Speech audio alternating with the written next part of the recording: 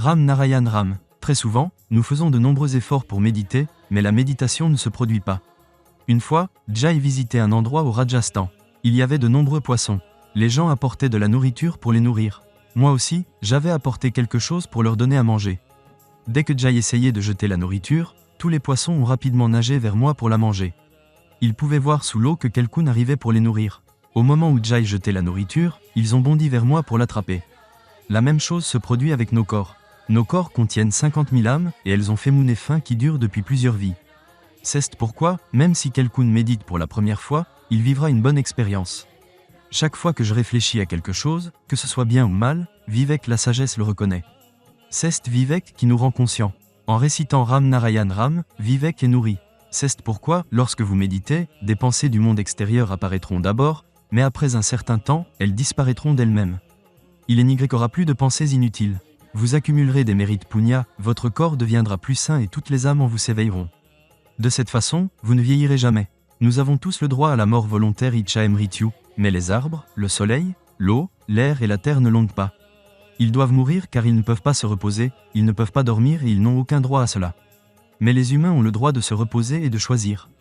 C'est pourquoi les humains devraient vivre avec leur vivek sagesse comme une relation père-fils. La méditation doit être pratiquée lorsque vous êtes totalement libre.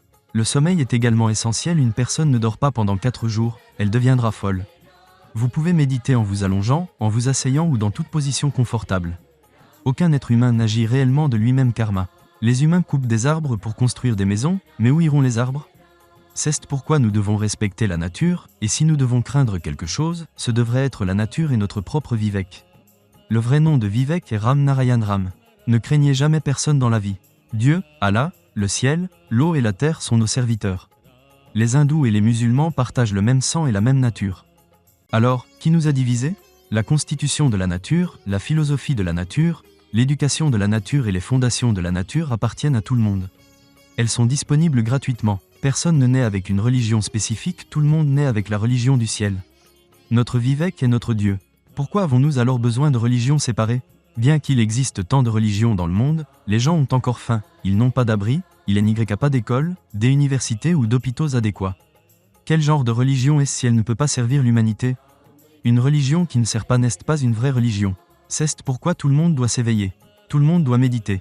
Grâce à la méditation, tout rentrera dans l'ordre.